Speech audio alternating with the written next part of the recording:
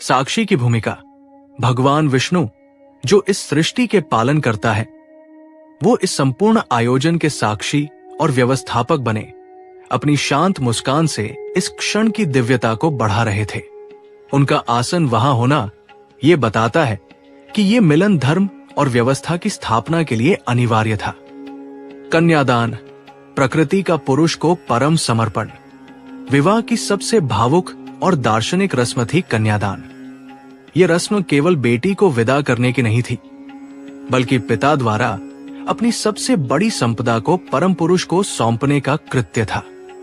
राजा हिमवान, जिनके आंसुओं में विरह का दुख और परमानंद की तृप्ति दोनों थे, उन्होंने अपनी प्रिय पुत्री का हाथ, जो वर्षों की तपस्या से शुद्ध, पवित्र और तपस्वी हो चुका था, परम योगी महादेव के हाथों में सौंप दिया।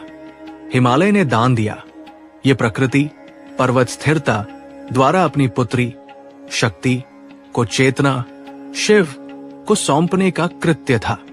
हिमवान का वचन, हिमवान ने कहा, हे देवों के देव, मैंने अपनी पुत्री को कठोर तपस्या करते देखा है। इसने संसार के सबसे बड़े वैरागी को पाने का निश्चय किया। ये मेरी सबसे प्रिय वस्तु है, जिसका मूल कोई नहीं लगा सकता। मैं इसे आपके चरणों में अर्पित करता हूं। आप इसे स्वीकार करें और इसे अपने हृदय में स्थान दे। Voice over. महादेव ने पार्वती के कोमल हाथ को अपने शक्तियुक्त भस्मसने हाथों में स्वीकार किया।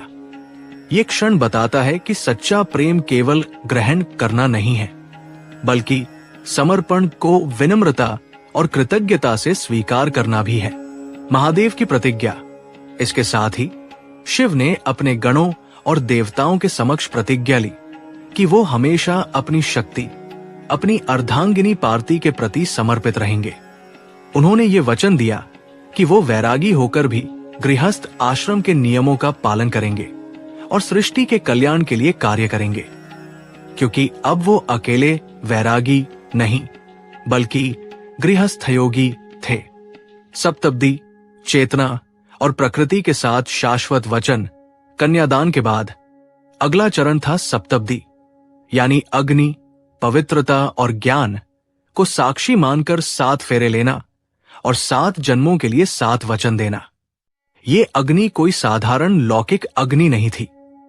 ये दिव्य ज्ञान और तपस्या की संयुक्त अग्नि थी। इसके चारों ओर शिव और पार्वती ने 7 फेरे लिए और हर फेरे के साथ एक गहरा आध्यात्मिक नियम स्थापित